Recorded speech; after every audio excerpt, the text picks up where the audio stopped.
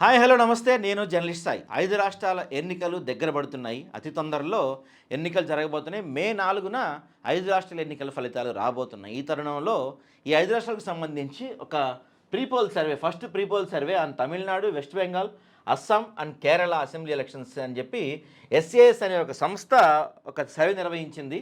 దానికి సంబంధించిన ఫలితాలు ఒకసారి చూద్దాం. మనకి ఇక్కడ కీలకంగా తమిళనాడు, వెస్ట్ బెంగాల్, కేరళ అయితే ప్రధానంగా చూస్తున్నామండి మనం. అంటే ఇంకోటి దీంట్లో పుదుచ్చేరి కూడా ఉంది, దాని గురించి వీళ్ళు రాయలేదు, 4 రాష్ట్రాలే రాశారు. సో కీలకంగా మనమైతే తమిళనాడు, వెస్ట్ బెంగాల్, కేరళ చూస్తున్నాం. ఎందుకంటే తమిళనాడు చాలా మన పక్క రాష్ట్రం, మనకి చాలా ఇంట్రెస్ట్. వెస్ట్ బెంగాల్ ఏంటంటే ఇప్పటి వరకు వరుసగా 3 సార్లు మమతా గెలుస్తూ వచ్చారు. మరి ఈసారి ఏం జరిగిద్ది అనేది అక్కడ ఒక ఇంపార్టెంట్. కేరళ ఏంటంటే కేరళలో ఇంతవరకు బీజేపీ అడుగు పెట్టలేకపోయింది. ఈసారి అక్కడ ఏమన్నా మేము అది చేస్తాం ఇది చేస్తాం అని చెప్తుంది కాబట్టి ఏమన్నా కేరళలో కూడా ఇంపాక్ట్ చూపిస్తుంది అనేది ఒక అంశం. అస్సాం 90% మళ్ళీ బీజేపీ వచ్చిందని చెప్తున్నారు అందరూ అన్ని సర్వేలు. సో ఈ సర్వే వాళ్ళు ఏం చెప్పారో ఒకసారి చూద్దాం డీటెయిల్గా మనం.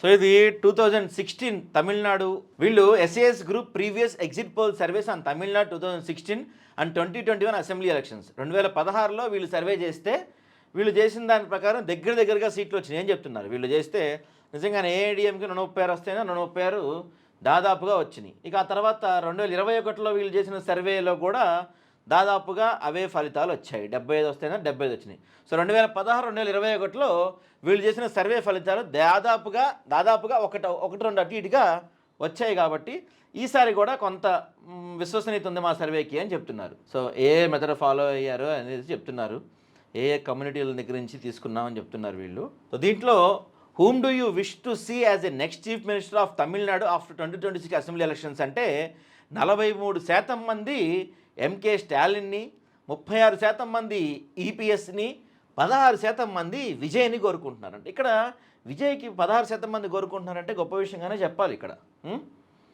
Which party or alliance would you like to vote for అంటే డిఎంకేకి 41% మంది, ఏఐడిఎంకేకి 38% మంది, టీవీకేకి 14% మంది, టీఎన్కేకి 4.5% మంది అండగా ఉంటున్నారంట. So next which alliance as a strong cadre in Tamil Nadu అంటే ఇక్కడ డిఎంకేకి బాగా బలమైన క్యాడర్ ఉంది 48, ఏఐడిఎంకేకి 35, టీవీకేకి 10. టీవీకే అంటే విజయ్ పార్టీ. ఇక్కడ టీవీకేను ఏఐడిఎంకే కలిసిన డిఎంకేని దాటే పరిస్థితి కనపడతలేదు. Which party will save Tamil Nadu identity and Tamil pride అంటే ఎక్కువ మంది డిఎంకేనే కోరుకుంటున్నారు. సో విజయ్ గురించి అడుగుతున్నారు. What will be the impact of TVK party in Tamil Nadu assembly election 2026 అంటే ఓట్లు చీలుస్తాడని 49% మంది, కింగ్ విల్ ఫార్మ్ గవర్నమెంట్ అని 13% మంది, కింగ్ మేకర్ అవుతాడని 20% మంది చెప్తున్నారు. ఓట్లు చీలుస్తాడన్న అభిప్రాయమే ఎక్కువగా తమిళ ప్రజలు చూపిస్తున్నారు. కింగ్ మేకర్ అయ్యే అవకాశం కూడా 20% ఉందని చెప్తున్నారు. బహుశా కింగ్ మేకర్ అయ్యే అవకాశం ఉందేమో అనుకుంటున్నాను నేను కూడా. Likelihood of voting incumbent MLA whose vote share will be damaged by TVK party. TVK party వల్ల ఏ పార్టీ ఓటింగ్ బాగా దెబ్బతింటుందంటే డిఎంకేకి 32%, ఏఐడిఎంకేకి 30% దెబ్బతింటుందంటండి దీనివల్ల. సో వీళ్ళు చెప్తున్న దాని ప్రకారం చూసుకుంటే 2026లో ఏ పార్టీకి ఎంత శాతం సీట్లు రాబోతున్నాయి అని చెప్తుంటే డిఎంకేకి 40% రాబోతున్నాయి, ఏఐడిఎంకేకి 38%, టీవీకేకి 14% రాబోతున్నాయి. సో ఇక్కడ కనుక చూసుకుంటే అంటే ఈ పర్సంటేజ్, ఇది ఓట్ పర్సంటేజ్ చెప్తున్నారు వీళ్ళు, సీట్లు చెప్తే. సో మొత్తం మీద ఓవరాల్గా సీట్లు చూసుకుంటే వీళ్ళు ఏం చెప్తున్నారు, డిఎంకేకి 119 నుంచి 128 దాకా వస్తాయి అంటున్నారు, ఏఐడిఎంకేకి 108 నుంచి 117 వస్తాయి అంటున్నారు, టీవీకేకి 59 సీట్లు వస్తాయి, 5 నుంచి 9 దాకా వస్తాయని చెప్తున్నారు. ఇక అదర్స్కి 1 నుంచి 3% దాకా 3 సీట్లు వస్తాయని చెప్తున్నారు. ఇదే కనుక జరిగితే మాత్రం కొంత తమిళనాడులో ఇబ్బందికర పరిస్థితులు ఉంటాయండి. ఎందుకంటే ఈ ఏఐడిఎంకే కూటమిలో బీజేపీ ఉంది. బీజేపీ గురించి తెలిసిందే కదా మనకి. ఇక్కడ వీళ్ళకి 128 సీట్లు ఒకవేళ వచ్చినాయి అనుకున్నా మనం, 128 వీళ్ళకి వచ్చినాయి, వీళ్ళు 117 ప్లస్ ఈ 9 ప్లస్ ఈ 3 కలిపే గల కెపాసిటీ బీజేపీ పార్టీకి ఉంటుంది. దాంతోపాటు ఇక్కడ కూడా కొంతమందిని లాగుతారు. చూడాలంటే ఈ విధంగా కనుక వీళ్ళు చెప్తున్నట్టు ఇలా బొటాబొటిగా అంటే క్లియర్ పిక్చర్ లేకుండా ఇట్లా కొంచెం అటు ఇటుగా వస్తే మాత్రం ఫలితాలు ఏమన్నా అవ్వచ్చండి. 234 స్థానాలకు వీళ్ళు వేశారు, ఏదన్నా జరగచ్చు ఇట్లా కనుక వస్తే మాత్రం ఫలితాలు. ఇది కొంత ఇబ్బంది. ఇది తమిళనాడు అసెంబ్లీలో కీ ఫైండింగ్స్ అయితే The lack of unity among former minister and senior leader of the AIDMK party has weakened the party image in Tamil Nadu. Jayalalitha లేకపోవడం ఆ పార్టీకి వీక్ అయింది.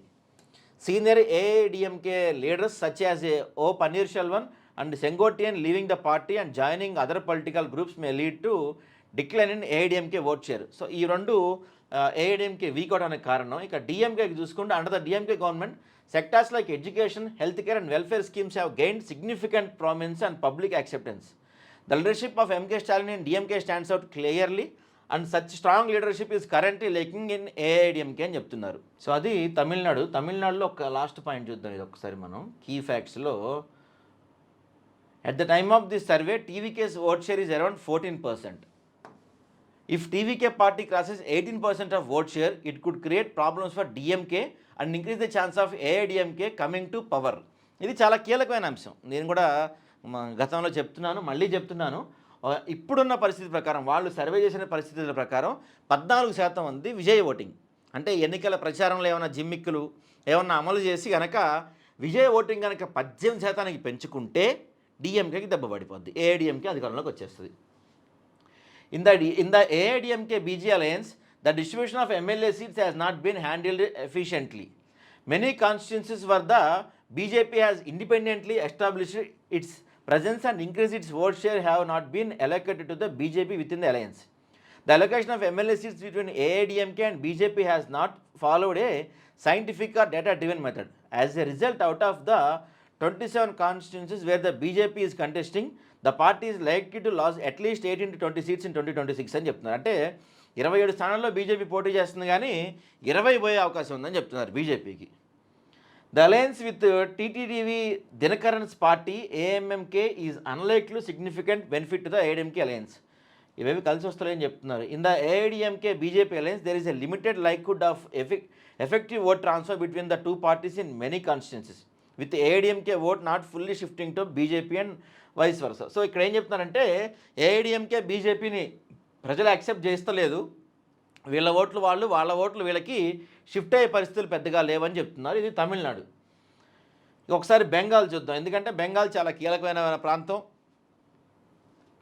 మొత్తం ప్రజలందరి దృష్టి ఇప్పుడు బెంగాల్ ఎన్నికల పైన పడింది. సో వీళ్ళు బెంగాల్ గతంలో 2021లో వీళ్ళు బెంగాల్కి సంబంధించి ఎగ్జిట్ పోల్ ఇచ్చారంట. దాదాపుగా అప్పుడు వీళ్ళు చెప్పిన దానికి కొంచెం అటు ఇటే వచ్చింది. 181 వస్తాయని చెప్పి ఏకంగా 215 వచ్చింది గతంలో. లెఫ్ట్కి అన్నీ వస్తాయి అన్నారు వీళ్ళు, కానీ రాలేదు. దాని బదులు ఇక్కడ వచ్చింది. బీజేపీ కొంచెం దగ్గరగా చెప్పారు వీళ్ళు. ఇది గతంలో వీళ్ళు చేసిన సర్వేలో. ఓటింగ్ పర్సెంట్ చూసుకుంటే కనుక టీఎంసీకి అంటే మమతా బెనర్జీ పార్టీకి 45.5% వస్తుంటే బీజేపీకి 40%, కాంగ్రెస్కి 3%, సిపిఎంకి 3.5%, అదర్స్కి 4.5% వస్తున్నాయి. సో చూసుకుంటే అంటే దాదాపుగా 5% ఓటింగ్ డిఫరెన్స్ ఉంది బీజేపీకి టీఎంసీకి. ఇది కొంత ఆలోచించదగ్గ విషయం. 5% ఓటింగ్ అంటే కష్టమే బహుశా. మరి సీట్ల సంఖ్య చూసుకుంటే కనుక ఓవరాల్గా చూసుకుంటే చాలా తేడా ఉంది. పర్సంటేజ్లో 5% తేడా ఉన్నప్పటికీ సీట్ల సంఖ్య పరంగా చూసుకుంటే చాలా చాలా చాలా తేడా ఉంది. ఇక్కడ టీఎంసీకి 178 నుంచి 198 వస్తాయని చెప్తున్నారు, బీజేపీకి 110 దాకా రావచ్చని చెప్తున్నారు, కాంగ్రెస్కి 0 నుంచి 1 సీటు రావచ్చు అని చెప్తున్నారు, సిపిఎంకి 1 నుంచి 2, అదర్స్కి 2 నుంచి 6 వస్తాయి అంటున్నారు. సో క్లియర్గా అర్థమవుతుంది ఏంటంటే వెస్ట్ బెంగాల్ మరోసారి మమతా బెనర్జీ గెలుచుకోబోతుంది అన్నది చాలా స్పష్టంగా అర్థమైపోతుంది. మోడీ, అమిత్ షా వీళ్ళందరి కళ బహుశా అంటే నెక్స్ట్ ఎలక్షన్స్లో ఒకవేళ ఈ 2029 ఎలక్షన్స్లో బీజేపీ గెలిచినా గెలవకపోయినా బహుశా మోడీ గారు అయితే ఇంకా ప్రధానమంత్రిగా ఉండకపోవచ్చు. ఎందుకంటే బీజేపీలో ఏజ్ ఫ్యాక్టర్ లిమిట్ ఒకటి ఉంటుంది కాబట్టి, ఆయన వయసు దాటేసింది కాబట్టి నెక్స్ట్ 2029 జరిగే ఎలక్షన్స్లో బీజేపీ అధికారంలోకి వచ్చినప్పటికీ కూడా మోడీ గారు అధికారంలో మోడీ గారు పీఎంగా ఉండకపోవచ్చు. కాబట్టి మోడీ గారి కళ ఏంటి అంటే ఒక్కసారన్నా బెంగాల్లో మమతాను ఓడించాలి అన్నది మోడీ గారి కళ. ఎందుకంటే మోడీ గారు పీఎం కాకముందు నుంచే మమతా బెనర్జీ అక్కడ పీఎంగా ఉన్నారు. సో ఆమెను ఓడించాలని ఎన్నో ప్రయత్నాలు చేశారు, బట్ సక్సెస్ఫుల్ అవ్వట్లేదు. మోడీ జీవితంలో ఏదన్నా ఆయనకి అన్సాటిస్ఫాక్షన్ ఉందంటే అది ఇదే కావచ్చు బహుశా, మమతాని బెంగాల్లో ఓడించలేకపోయాము అన్నది వెరీ క్లియర్. ఈ లెక్క ప్రకారం చూసుకుంటే అసలు దగ్గరగా కూడా లేరు. సో వెస్ట్ బెంగాల్ పోయినట్టుగానే చెప్పొచ్చు మనం. నెక్స్ట్ ఇక అస్సాం చూసుకుంటే అస్సాం బీజేపీకి కంచుకోట అని చెప్తున్నారు, బీజేపీ గెలిచే అవకాశాలే ఉన్నాయని చెప్తున్నారు వీళ్ళు. గతంలో వీళ్ళు అస్సాంలో చేసినట్లేరు. అస్సాంది లాస్ట్ టైంది వీళ్ళు వేయలేదు కదా. సో అస్సాంలో చూసుకుంటే ఎన్డీఏ కూటమికి 45% ఓటింగ్ పర్సెంటేజ్ వస్తుందని చెప్తున్నారు. కాంగ్రెస్కి 40% వస్తుందన్న, అదర్స్కి 7.5. సో 45% ఓట్ షేర్ వస్తుంది. మరి సీట్లు ఎన్ని వచ్చే అవకాశం ఉంది కాంగ్రెస్ పార్టీ కానీ చూస్తే మనం 81, 76 నుంచి 81 బీజేపీకి, 45 నుంచి 50 కాంగ్రెస్కి వస్తాయని చెప్తున్నారు. కాబట్టి అస్సాం బీజేపీ గెలుచుకున్నట్టే, కష్టమే. కాంగ్రెస్ 45 నుంచి 50 అంటే ఇంపాసిబుల్. బీజేపీకి అస్సాం కొట్టినట్టే ఇప్పుడు. సో తమిళనాడులో కొంత బాధపడుతున్నా, బెంగాల్లో పోతున్నా, అస్సాం ఒక్కటి గెలుస్తున్నామన్న సంతోషం బహుశా బీజేపీకి ఉంటుంది కావచ్చు. కేరళ చూద్దాం. ఇక చిన్న స్టేటు. సో గతంలో వీళ్ళు ఇచ్చిన సర్వే రిపోర్ట్ ప్రకారం చూసుకుంటే 2016లో ఎల్డీఎఫ్కి 90 వస్తాయన్నారు, అంతే వచ్చినాయి. యూడీఎఫ్కి చెప్పినట్టే వచ్చినాయి. 2021లో ఎంత, 2021లో కూడా వీళ్ళు చెప్పినట్టే వచ్చినాయి. దాదాపుగా కాదు, కొంచెం వీళ్ళకి ఎక్కువ వచ్చినాయి. వీళ్ళకి 81 వస్తాయన్నారు, 99 వచ్చినాయి. సో వాటెవర్ 2021లో కూడా వీళ్ళు చెప్పినట్టే జరిగింది అక్కడ. ఇక ఇప్పుడేం జరిగిందో చూద్దాం. సో కేరళలో చూసుకుంటే ఎల్డీఎఫ్ కూటమికి 39, యూడీఎఫ్ కూటమికి 38%, బీజేపీకి 14% ఓటింగ్ రాబోతుందండి. ఇది చాలా కీలకమైన అంశంగా చెప్పుకోవచ్చు. ఇక్కడ ఎప్పుడు ఒకసారి ఎల్డీఎఫ్ ఒకసారి యూడీఎఫ్ వస్తూ ఉంటాయి. సో లాస్ట్ టైం అది బ్రేక్ అయింది. ఈసారి ఎట్లయినా వాళ్ళు గెలవాలని చూస్తున్నారు. కానీ ఇక్కడ బీజేపీ 14% రావడం అనేది కొంచెం హైలైట్ పాయింట్గానే చెప్పాలి మనం. సో గత 2 ఎన్నికల్లో కూడా ఎల్డీఎఫ్ వరుసగా గెలుస్తూ వచ్చింది. ఈసారి కూడా ఎల్డీఎఫ్ అంటే 1% ఓటింగ్ ఎక్కువ ఉంది. సీట్ల పరంగా చూద్దాం ఒకసారి మనం. సీట్ల పరంగా చూసుకుంటే 69 నుంచి 73 ఎల్డీఎఫ్కి వస్తుంది, 67 నుంచి 72 యూడీఎఫ్కి వస్తుంది. బీజేపీకి 3-4 సీట్లు వస్తాయని చెప్తున్నారు. 3-4 సీట్లు వస్తే కనుక గొప్ప విషయమే చెప్పుకోవచ్చు బీజేపీకి. అక్కడ కేరళలో ఇంతవరకు ఒక సీటు కూడా రాలేదు. అయితే ఇక్కడ 3-4 సీట్లు వస్తే ఏదన్నా జరిగే అవకాశం ఉంది ఇక్కడ కేరళలో. ఎందుకంటే వీళ్ళకి 73, వీళ్ళకి 72 అంటున్నారంటే హంగ్ వచ్చే పరిస్థితి కనపడచ్చు. దాదాపు ఇద్దరికి సమానంగా వచ్చే పరిస్థితి కనపడచ్చు. ఈ బీజేపీకి కనుక 3-4 వచ్చినా, 3-4 కన్నా ఎక్కువ పెరిగినా, వీళ్ళిద్దరిలో ఎవరో ఒకళ్ళ కూటమిలో బీజేపీ సపోర్ట్ చేసి కీలకంగా మారే అవకాశం ఉంటుంది.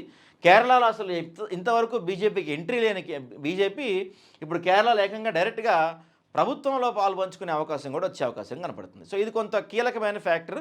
బీజేపీలో కేరళ బీజేపీలో అడుగు పెడుతుంది.